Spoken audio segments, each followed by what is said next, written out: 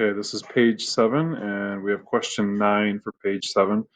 What do you notice about the students' plans to get even with Miss Orville? Is that right? So pay attention to the student's plan. And what do you think about that?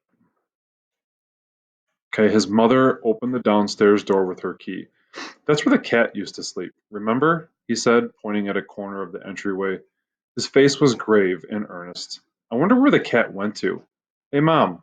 He hurried up. He hurried to catch up. Maybe it was evicted too. Then it was Friday at St. Jeffrey's. Before lunch, Miss Orville told the class, I am happy to inform you that Miss Wilson will be back on Monday. She held up her hand for quiet. This afternoon will be my final session with you. Not that discipline will relax, but I might read you a story. Robert Louis Stevenson, perhaps. My boys and girls always enjoyed him. 46 years of them. Joseph Lambert, you're not sitting up straight.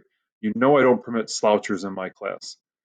It was a mistake to have told the children that Miss Wilson will be back on Monday, that only a few hours of the terrible reign of Miss Awful were left to endure.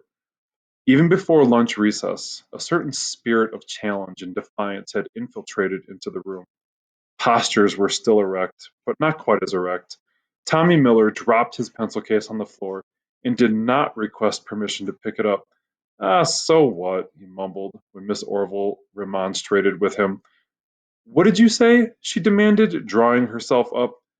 I said, so what? Tommy Miller answered, returning her stare without distress.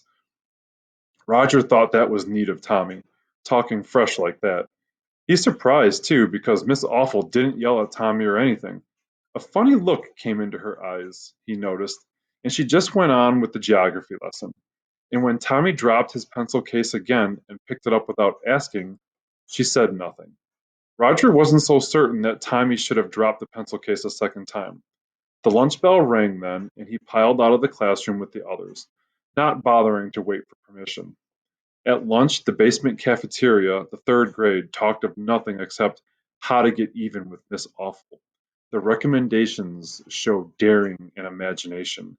We could beat her up, Joey Lambert suggested. We could wait at the corner till she goes by and throw rocks at her. We'd get arrested, Walter Mead pointed out. Better idea, said Bruce Reeves.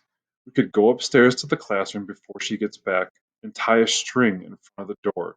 She'd trip and break her neck. She's old, Roger Clark protested. We can't hurt her like that. She's too old. It was one of the girls, actually, who thought of the plant. That dopey old plant she's always fussing over, piped Midge Fuller. We could rip off all the dopey leaves. That'd show her. Okay, so once again, question 9. What do you notice about the students' plans to get even with Miss Orville? Is that right? Answer it before you go to the next question, please.